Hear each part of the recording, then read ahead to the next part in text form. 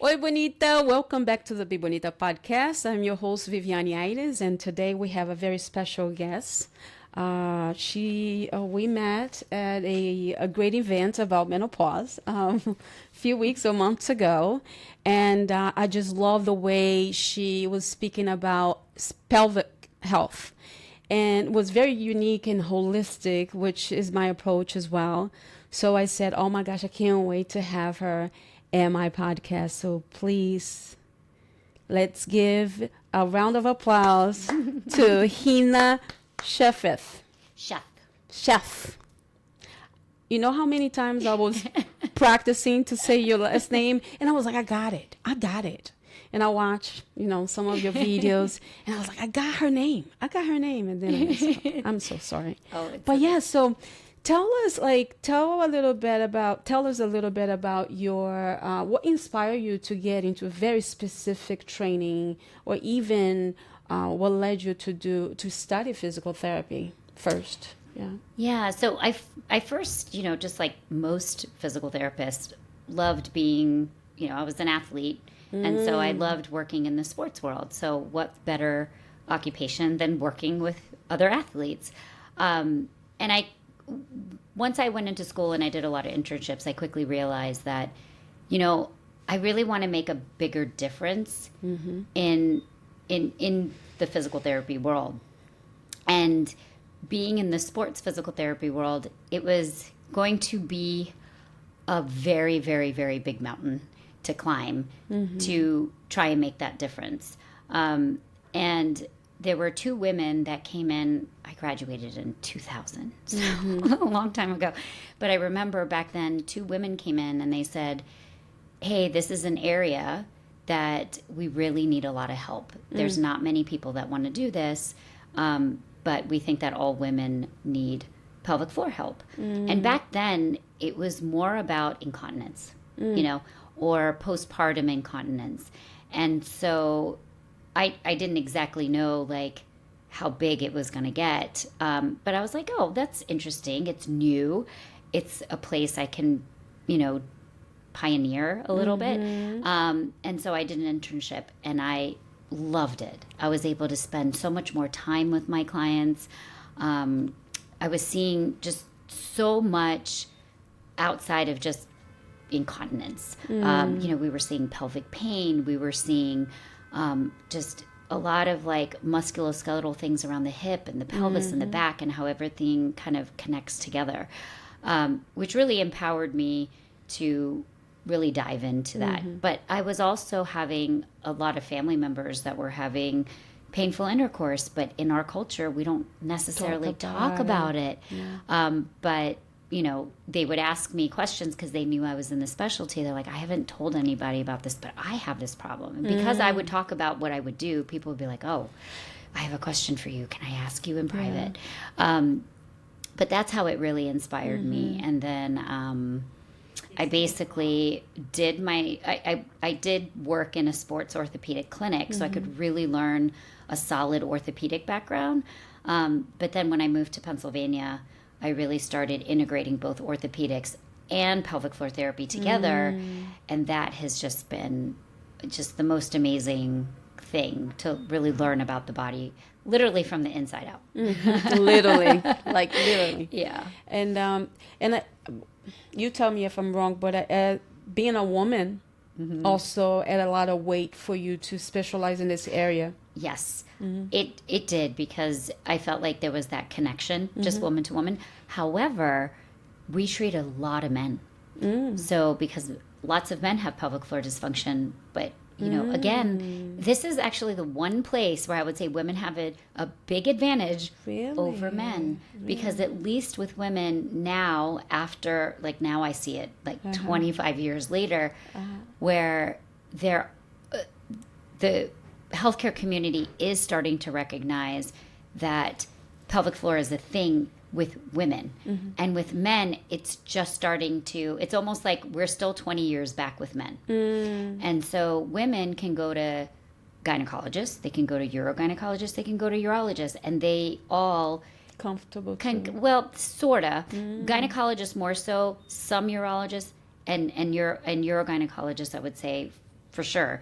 But many of them, at least in the bigger cosmopolitan cities, recognize that pelvic floor is, you know, a dysfunction, and that could be the cause of pain for many women, obviously incontinence, prolapse, all that kind of stuff.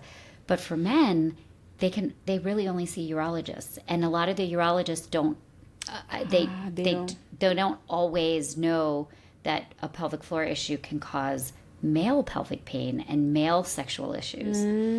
So that's I would say women have the upper hand there. Would it be because we're designed to give birth? That we have more pelvic floor issues? Or No, actually being able to not have issues because it was built to be able to expand, to give life. I don't know. I'm thinking, you're thinking outside the box. Yeah. I mean, definitely I would say there's more women that end up having pelvic floor dysfunction, significantly more women. I think it's one in every 3 women, which is a lot. End up having pelvic floor issues, whether it's because of these muscles becoming weak or these muscles becoming tight. Yes. And birth, it is, even though it's a beautiful miracle, it also causes Traumatic. It's very traumatic for the body. And so for some women, they bounce back super quick, but for other women, it doesn't bounce back as quick. And so for them, there's a lot of things that become unbalanced. And so you need to create that balance again. For men, it's actually, I feel like, a very different, sometimes a different origin of why it happens. For men, I feel like it's a lot more geared towards stress. For women too, but there's a lot of other things. And probably, as you said, the doctors they probably study in medical school, but they forget that everything is connected. Yes, that is huge. There are many, I would say there are still many physicians that don't realize that, there's muscles down there that, that actually play a huge role. And I'm sure we're going to get into this, but play a huge role in literally from head to toe. Your pelvic floor is a big, important piece. So I have to share this, a personal experience. I had a total hip replacement 2020. Yeah.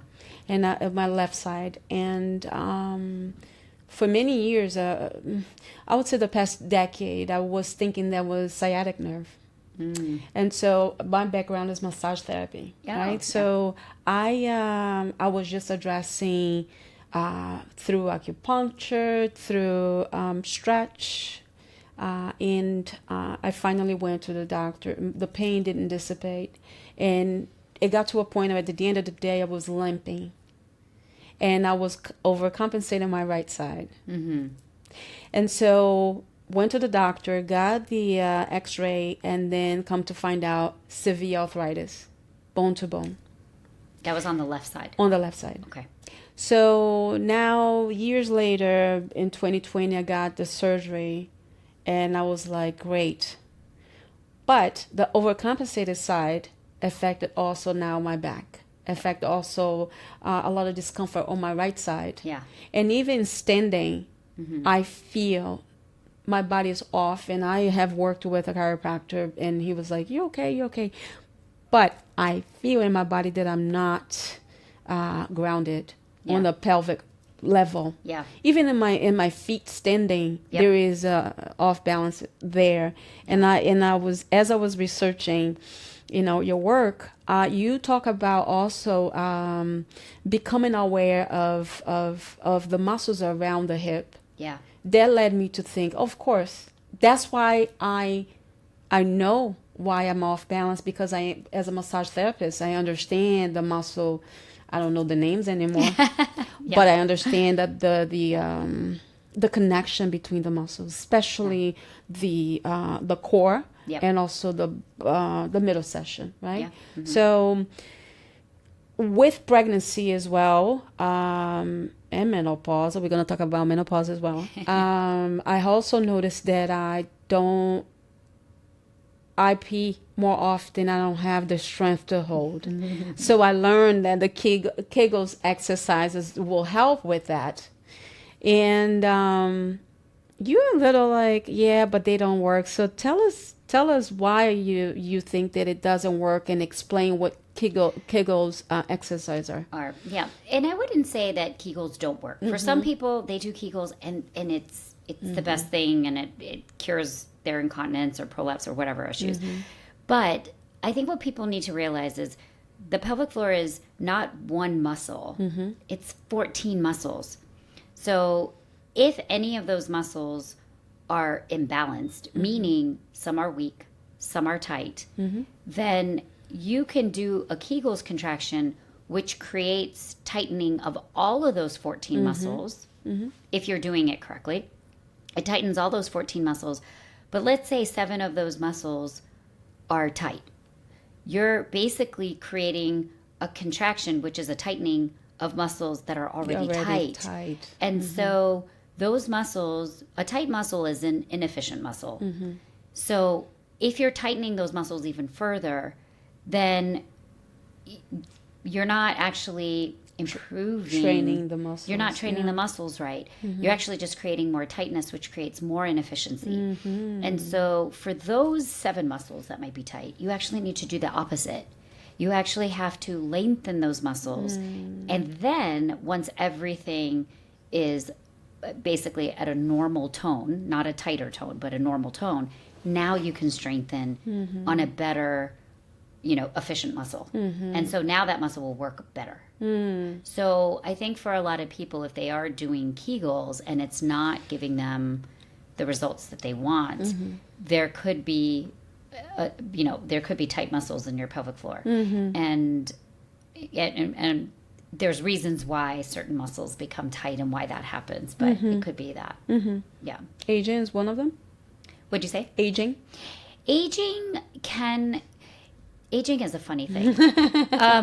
Because we've had women, that, because you think when you age, your estrogen goes down.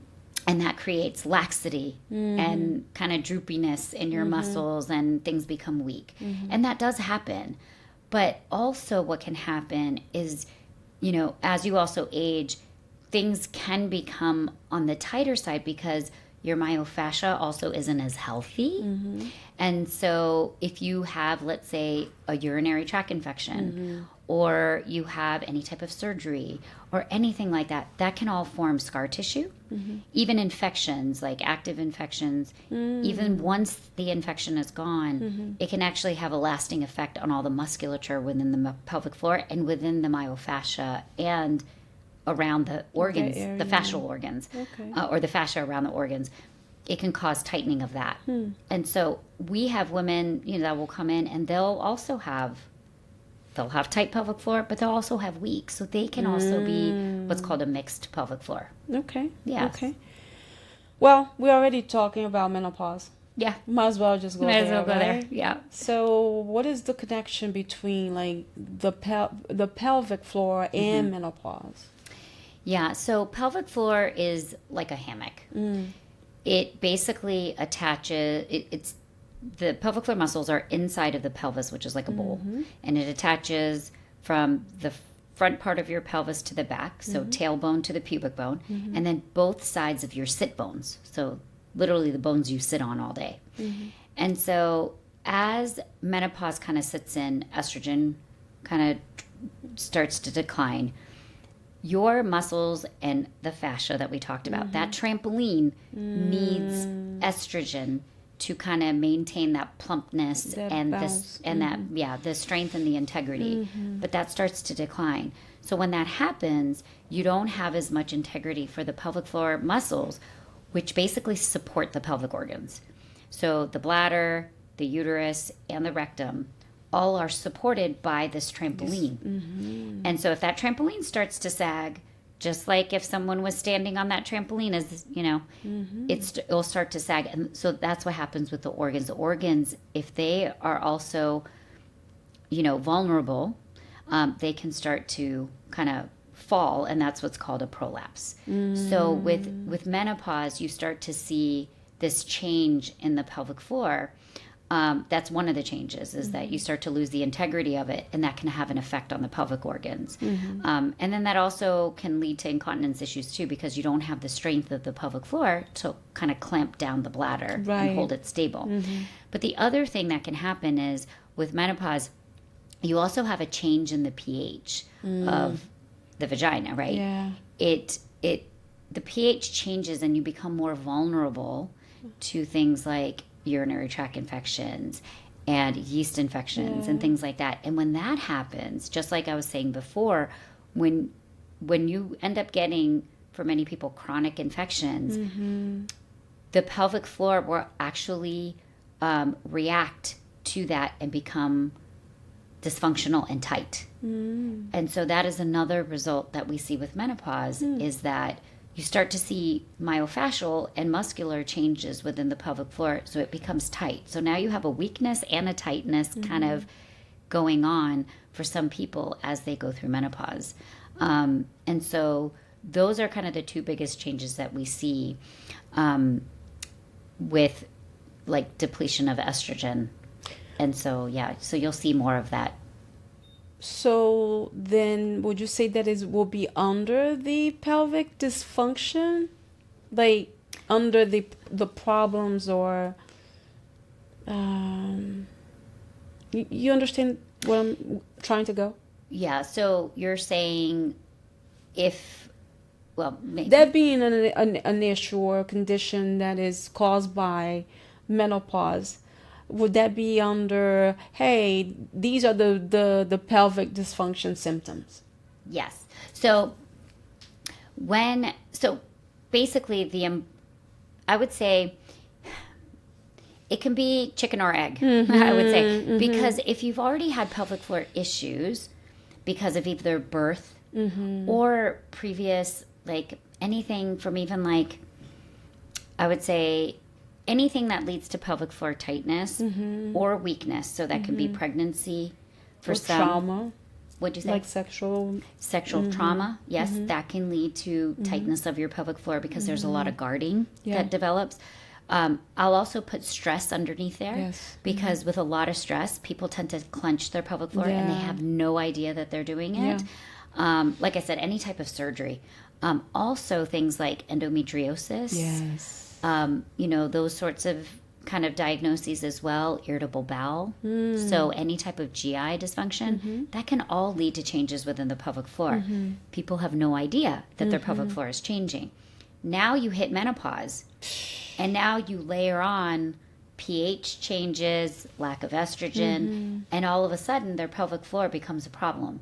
But they maybe have already had stuff in the past, baggage kind of starting in the pelvic floor, and then just menopause is kind of like the next layer. It's like the icing on the cake that just kind of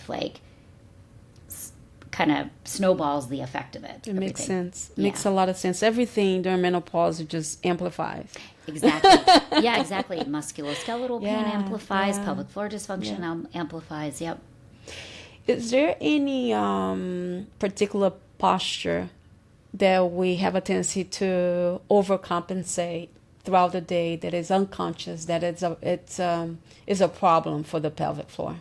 Yes. So it's funny. So I did a TEDx talk, and one of the things I talked about at the very end is I talked about butt gripping posture. That's why I came up with that question. So most people don't even realize it, but they grip their glutes all day long. And they have no idea that they're doing it. Me. I mean, unfortunately. It's very common. Yeah. And I did it too after I had all three of my kids, because I was so unstable, right? You're pregnant for 9 months. You kind of adapt to that posture. And then, you have a baby within like 24 hours. And now you have to adapt to a whole new posturing. And the easiest thing to do is clench your butt to kind of hold you stable. And then people don't even realize that they're doing that. And that will actually end up tightening up the back of the pelvic floor. So remember that trampoline, you'll start to tighten the back of the trampoline, and then the front becomes weak. Or it can go vice versa with other posturing, for example, is and you see this in young girls a lot, is when they're over tightening their abdominal muscles. And so, they'll try and like suck in to hold their abdominals. I grew up with that. Yeah. And you hear moms say it a long time ago, like, tighten up your abs and stand up straight. Big time. Yeah. And I feel like that's my posture. And I noticed I did like a very speed training on breath work with a good friend of mine. He's an acupuncturist and trained as a teacher. I realized that I have been breathing completely different with that old thinking of the belly, holding the belly. Hold the belly in. Once he showed me, and I was like, oh my gosh, for 40-something years I've been doing this incorrectly because of the training. Oh, suck your belly in, suck your belly in. Yep. And that affect a lot of the quality of my sleep. Yeah. And I didn't know. Yeah. And it's interesting you say that, because when you do tighten up the abdominals, then you tend to tighten up the front of the pelvic floor. But it actually changes the way you breathe. And again, most people don't realize this, but the diaphragm, which is your breathing muscle, is completely synchronized with your pelvic floor.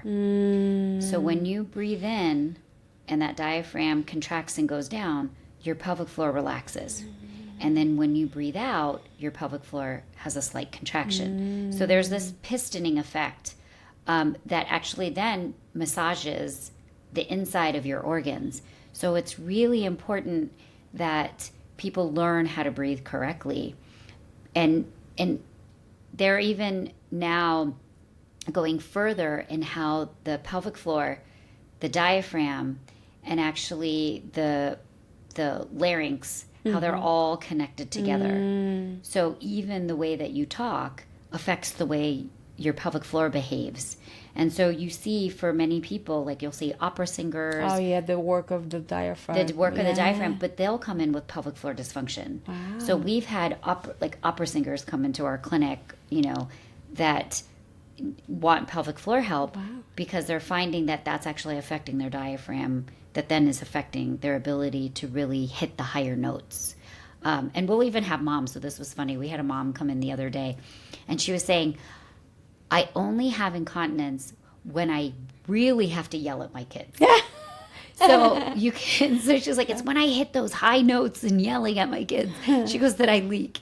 And so, your voice and and your breath and your diaphragm and your pelvic floor, it's all interconnected together. It's really fascinating. Wow. Yeah. See, that's what I love. Yeah. Yeah. So I have a specific question. I'm going to read it. Why do you think pelvic floor health is often left out of the conversation about menopause, especially in the community of color? And it's based on, and for me, I feel like it's about the training that some specialists don't understand, or lifestyle and habits to be able to pinpoint, hey, this might be a problem with pelvic floor, is dismissed because pain is related to strength. And strength, that's what we have. We can be and deal with pain. Not in your business, because you own your practice, which is a beautiful thing, but within the experience and working with other practices, have you noticed any difference how they approach assessing the body or the issue of a woman of color? That could be Indian descent, that could be an African descent, Brazilian descent of color. Did you notice that there is a different way to assess or diagnose? Yeah, I wouldn't say. I think there's a couple of things in this.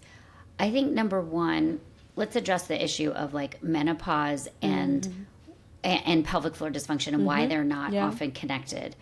And again, everything is improving. So I have to say, like, yes, I agree. From 25 years ago, it is like a completely different world, which is great.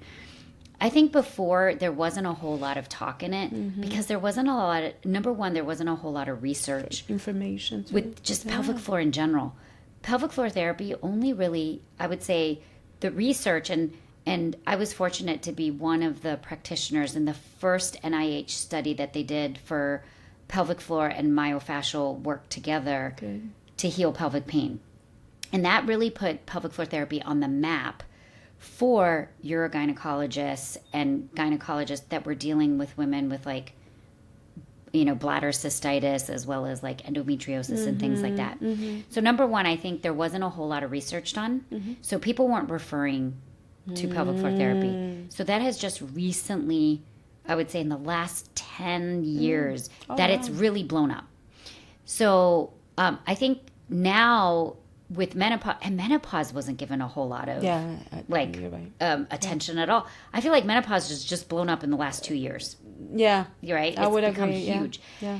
And so now I think they're starting to make that menopause is getting a lot of attention and spotlight, but now there's a whole nother step of connecting menopause to pelvic floor, right? And that's just starting to happen. And so I think that has a big piece of it. And because now the gynecologists and the urogynecologists are starting to understand more about how pelvic floor is connected to all of this, now I'm hoping that this will create more awareness. But I think there wasn't that awareness. And again, at least here in Philadelphia, I know this because I lecture to all the, a lot of the healthcare systems for the GYN residents and for the urogynecology residents. So I end up doing, I'm usually the only lecturer on pelvic floor. Wow. Well, it was when I started, like when I moved here in 2004. So I do think it's changing. I think it's improving, but I think there has been that barrier for a long time because the knowledge wasn't there. You only get like one little lecture, which was like from me. But now at least now the professors are actually starting to talk about it more. And then as far as in the community of color, I think that that's another whole different can of worms because obviously there are studies and there's research out there that there is healthcare bias, unfortunately. And especially with communities of color. And so I think when someone of color comes in and there's pain, they may not get the full attention of, okay, let's really look into this. Again, it's not fair, it's not right, but unfortunately it exists. And so I think, but again, I don't see that as much in a private practice because everybody gets 100% of our attention. But I do see this when I did work in a hospital system. You just saw that bias there, that people of color just didn't get sometimes as much attention as somebody who came in that was of non-color. And I also think the other thing is that sometimes I also saw this in the community where I almost felt like people of color also felt like they didn't speak out they didn't advocate as much. Yeah. I also saw that too. It's almost like I would tell them what to do, but they would never ask me questions. They would never question what I told them to do. But I see this also in the Indian community. Yeah. They just believe everything that they hear. Whereas, I don't people of non-color, I would say, your Caucasian patients, they're more advocate. They will self-advocate. They will question everything that you do, and they will go back and research what you told them.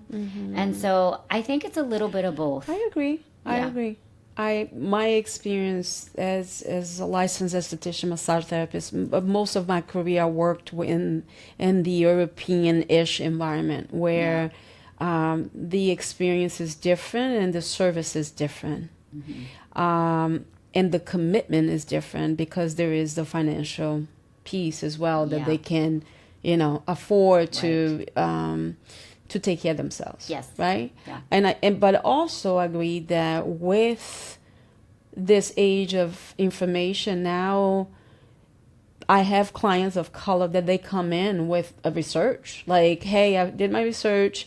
What do you think about this? What do you think about that? They already know. But when it comes to health, even in Brazil, like my mother, talking to my mom today, and I said, Mom, do this exercise, do this. And then, no, the doctor said I can hurt my... No, you are choosing to just follow by what the doctor's saying, but you actually can do these exercises and get better. She has some back issues. Mm-hmm. So I think it's the programming. Yeah. And the authority of the doctor, whatever they say, I'm going to do it. Yeah. Not knowing that this is your body. Yeah. And understanding how it functions. You know, our parents and grandparents might be like, but the new generation, now your kids, now they see that they have full agency of their own health because their mother is a body worker, right? Yeah. And a teacher, so they understand that. Oh, now let me do what Mama was saying now because it works. Yeah. And they tell their friends around that age. They have better understanding about the body because of the TikToks and Instagram and YouTube. Exactly. Right? And I was just about to say, social media has it's been a good thing and not such a good thing. I know. Right? But a lot of misinformation. But it has been amazing in certain areas where people are getting educated, especially in the pelvic floor world. Like we never had moms come in that said, "Hey, I want to make sure my pelvic floor is doing okay." When do people come in for wellness of their pelvic floor? And now we have so many women coming in, after they've had babies because their doctors aren't even telling them. They're choosing to come and see us to make sure everything's okay. And I think that's because of social media. I agree 100%. Yeah. I agree 100%. This conversation is delicious. Yeah, I love it. Can you share with us like three quick hacks that we can strengthen or even become aware of our pelvic muscles that we can try at home, sitting, standing, to really getting familiar with the pelvic muscles? Share with us. Yeah, so like I had mentioned, you've got these 14 pelvic floor muscles that sit inside your pelvis. Most people have no idea that they have them. But you'll recognize them because let's say if you're going to the bathroom and you're peeing and you need to hold your pee back or you can't find a bathroom. The muscles that you are tightening to hold your pee back are basically your pelvic floor muscles if you are using the right muscles. But a lot of people aren't using the right muscles. And so you need to recognize where they are. So I basically say, and the breath work is also really important to make sure you're doing it right. So I would say one of the biggest things is a lot of people now understand what diaphragmatic breathing is. But if you take it a step further, I call it 360 breathing. So diaphragmatic breathing, if you listen, if you go to yoga classes and also if you look on YouTube and things like that, a lot of it is educated in belly breathing, where you breathe in and your belly, expands out and goes back in. But the diaphragm is kind of like an umbrella around the rib cage, and the rib cage goes all the way to the back. So if you imagine that the diaphragm is an umbrella opening up from the front as well as the back, then I want you to almost think that when you take a breath in, that you're expanding not only your belly, but the sides of your rib cage and your back. So I'm breathing here. Yeah, I hear it. Yeah. So you should feel that now that breath feels more circumferential around the rib cage. I felt it, yeah. Now, when you do that, what you should feel is that your pelvic floor muscles should actually relax as you breathe in. So imagine that your sit bones are becoming wider as you take a breath in. So the bones that you're sitting on, if you can breathe in and imagine that the bones you're sitting on are expanding away from each other, you should feel something kind of ballooning out, like an expansion. Yeah, I'm feeling right now. So those are your pelvic floor muscles. Okay. And that is actually what should happen. As you breathe in, your pelvic floor muscles should relax and open up wide. The other two sides, so not only your sit bones, but your pubic bone, which is the bone in the front, and your tailbone should also expand. So it expands laterally Sideways. and forward and backwards. So that's how you expand your pelvic floor muscles. Now, in order to contract your pelvic floor muscles, now you take a breath out and you imagine that the sit bones are coming together and the pubic bone and the tailbone is coming together at the same time. And when you do that, so if you breathe in, everything expands. When you breathe out, everything comes together. And you should feel a contraction that almost feels like you're feeling tension around not only the vaginal opening, but also the rectal opening. And it should be kind of doing it together. So I would say that's like my quick go-to to know whether you're doing a pelvic floor contraction, at least getting the coordination of it. Doesn't mean everything's perfectly symmetrical, but that's how to connect with your pelvic floor. And then that same idea of as you take a breath in, some people don't breathe. They use a lot of neck muscles to breathe. They use a lot of neck muscles to breathe. So sometimes I'll even tell people, like, put your hand on the sides of your neck muscles and see if you can, like, breathe in with keeping your neck muscles completely relaxed. And try and do that 360 breath and then expand it into your pelvic floor. And as you do that, that will hopefully be you're not compensating with the wrong neck muscles to breathe. But then a lot of people compensate poorly with the opposite when you actually breathe out and contract your pelvic floor. So when you contract your pelvic floor, what you want to make sure is you're not squeezing your butt muscles, you're not squeezing your inner thigh muscles, and you're not overly contracting your big abdominal muscles. So it should be very subtle, and you shouldn't feel any of those other muscles when you do the opposite.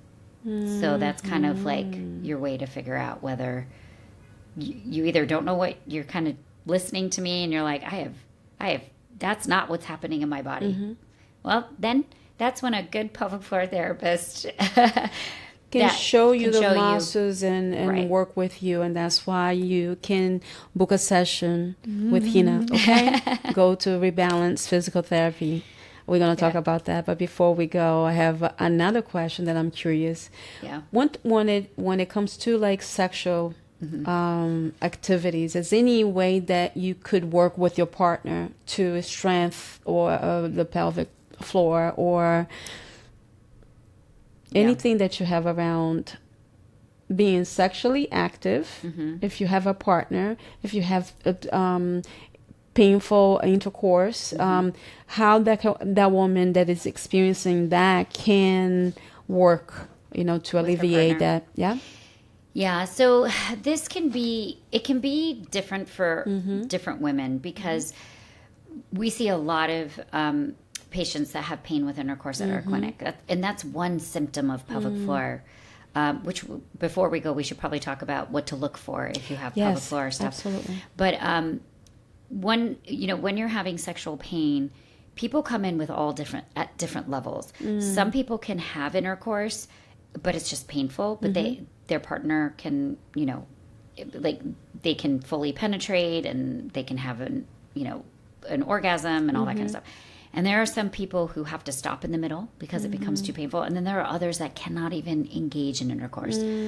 So depending on the level that you're at, we'll actually sometimes have the partners come in if they want to be involved in their care. So for someone who cannot have intercourse at all, then trying to teach them how to be supportive in just like foreplay. We work with a lot of also psychologists and counselors that also are sex therapists. So we sometimes work with them because it does affect the psyche so much when you feel like you don't feel normal. And so, just teaching them like, hey, there's other ways that you can like work on certain massage techniques. Like here are ways you can release trigger points with your partner. Some partners will come in and they'll be like, I'll do the internal work and help my wife or partner or whoever. I'll help them do that. And so we'll teach the partners how to do that. And so that goes for all three levels. The ones that are, sometimes coming in that can have intercourse, but they can't complete it, or they can complete it, but it's just painful. Then there's so many, there's little gadgets that you can use to actually make the penis more shallow. And so we'll teach their partners, like, hey, here is, there's something called the O-nut, which you can place around like the penile shaft and make the penis shorter. So that way and it apparently feels still just as good for the partner, but the woman who's having painful intercourse, it doesn't feel as deep. It feels shallower. So there's, that. And then plus there's also lots of different techniques that you can teach the partner to just be supportive in, just in terms of like teaching them how to treat their wife. Hey. Yeah. Hey, I don't have that problem. I'm just asking for you, Bonitas, but I don't have that problem. So, and I remember also doing the research that the pelvic floor also, because it's connected to the whole body. Yeah. Then we start also having, if you don't have a stable, balanced pelvic floor, then it's affecting other areas, like giving, back pains. Can we talk about like how it looks like when the pelvic floor is not? Yeah. So pelvic floor can be involved in a lot of, first we're going to just talk about quickly orthopedics. So you know how you were saying like you had a hip replacement on one side and you were overcompensating on the other side, and that caused sciatica, right? So for some people, sciatica is actually a pelvic floor problem because two of the muscles that are pelvic floor muscles attach to the hip. I remember the green muscle. The green, yeah. On your YouTube video. Yeah, so it's called the obturator internus muscle. And then there's another muscle called the piriformis. So a lot of people might have piriformis syndrome. Yeah. But they'll go and they'll get their piriformis worked on, but that won't change the sciatica, or it won't completely make it go away. Yeah. So the other muscle, which is a pelvic floor muscle, is the obturator internus. And that can actually press on the sciatic nerve and cause sciatica too. So we actually see a lot of orthopedic patients, whether they're labral issues, hip labral issues, hip replacements, groin pain. A lot of them will actually end up having pelvic floor dysfunction. So back pain, hip pain, groin pain, pubic bone pain, tailbone pain. If you have any of those symptoms, there most likely is a pelvic floor issue that might be in the mix. Now, from an other standpoint, so any sort of bladder frequency, bladder pain, painful urination, all of those can also be a pelvic floor symptom. So if you've gone to your urologist and they're not finding anything, you don't have a UTI, but it feels like a UTI, or it feels like a yeast infection, that can all still be pelvic floor, because tight muscles can actually mimic those symptoms.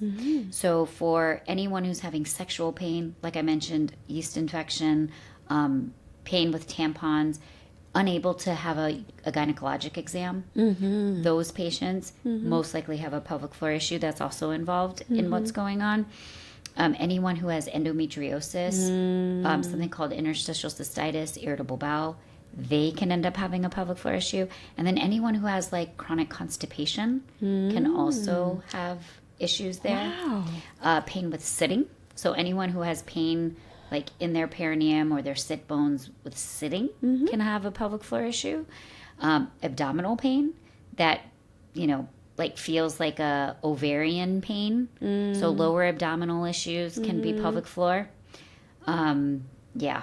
The list goes on and on, but that's just like a, vulvar pain. So just even pain that feels like it's vaginal and the vaginal opening, rectal pain. Yeah. Wow. Yeah. So that's why it's important to find a specialist. Yeah. Someone who knows about pelvic floor. Yes. And that leads me into you speak of your practice. Yeah, so we're going on 15 years that we've been in practice. And so our practice, we see a lot of chronic orthopedic as well as pelvic floor dysfunction. So whether it's pain, whether it's incontinence, whether it's prolapse, or any of the things that I listed. And our goal, because again, 15 years ago, a lot of people weren't integrating the body together. And so our goal at our practice was, you're a whole person, you're a whole being, you're not one body part. So we're going to treat you that way because everything is interconnected. Just from this little short time that we've been talking, we're seeing there's connections with pelvic floor muscles to the hip and the back and all of this. So we look at everyone in this way where we're, you know, if someone's coming in for back pain, we're looking at their hip, we're looking at their abdomen, we're looking at their possibly their pelvic floor, and looking at everything to see the whole picture. And so we're a very hands-on practice, meaning we're not like traditional physical therapy where most people, if they've had any experience where they're going in and they're doing like a lot of strengthening exercises, a lot of stretching exercises, and that's their whole PT session. With us, when you come in, it's all body work to try and get the body balanced, to get everything aligned properly, to work on trigger points, myofascia, to balance everything out. And when you have a better balanced system, the foundation of your house, right? The foundation of your body is much better so it can resist like all the insults that come to you on a daily basis. So I always say, I'm like, if the foundation of the house is not good, then a tornado or a strong wind gust is going to affect it. Same with the body. If the body is aligned better and it's strong and everything is well balanced, then it's going to be able to tolerate injuries and any, you know, a lot of other things that come your way. Or rebalance. Or That's why it's called rebalance. Yeah. So ours is a lot of most of our work that we do is a lot of hands-on body work, and then we'll teach you the strengthening and the exercises and the stretches that you need to do. And most people will choose to do those concentrated pieces at home and let us do the work you can't do. Yeah. Do you guys accept insurance? So we are a concierge practice. Reason why we do that is because insurance companies won't let you treat more than one body part at a time. And because we work in this holistic manner, this allows us to do what we need to do without the insurance is basically saying, we're not going to pay you for that. But the nice thing is that most people, if they have out-of-network coverage, that most people, once they meet their deductible, they get anywhere from 40 to 80% back. So nice. They do get reimbursement. Some reimbursement back. And you can also use like your HSA, your FSA account. So you have 2 locations. I do. I have 2. One in Central City. The second one is? Yeah, one here is Center City, and the other one is in Narberth, which is like 8 miles outside of the city. So we have a suburb location. And that's our main location. Nice. And our Center City is like our satellite location. Oh, my gosh. I'm going to be one of her patients or client. Okay, for sure, because I do need some work in that area, for sure. So, where they can find you, Hina? Share where they can find you. YouTube is a great resource, ladies. So make sure you follow her on YouTube. But share with us. Yes. So you can come to our website. It's rebalancept.com. Okay. All of our information is there. But yes, we do have a pretty robust YouTube channel where we try to talk about anything and everything. I love it. You know, where if our patients ask us something, we'll try and create a YouTube video on it. I love it. Yeah. And she uses the anatomy little how we call that? I forgot. Like the pelvic floor models. Pelvic floor models. Yeah. And so visually, it's very helpful to see it, to understand it. Yeah. And you also use a lot of the printed, colorful muscle structure. And I really love the way you explain things. You really get like complex concepts. You break it down for us to understand the functionality and the importance of these different systems in our body. So first time I met you in this panel, when she was explaining things, I was like, oh, I really like the way she explains, because in a room of highly educated people that understand these terms, it's just easier to have conversations, as I witnessed there with other doctors. Yep. And I was like, yeah, but there's a lot of people don't understand what you're saying. Yeah. So when you were speaking, I was like, oh my gosh, it makes so much sense. And there's a lot of people that, as you mentioned before, and as I mentioned too, social media had kind of created a bridge to more knowledge, where we're more empowered to make the decisions because we have access to information. But when it comes to our bodies, as much as we consume information, we're not connected with our bodies. Therefore, we don't understand it. So when you have someone like you that visually get, like shows the muscles around the pelvic floor and how they are connected and how they can be causing the lack of attention, can be the cause of the problem, and that's what I love about your content and about you. Thank you. So please follow Hina everywhere on Instagram, YouTube, TikTok as well, Facebook. Yes, yeah. Awesome.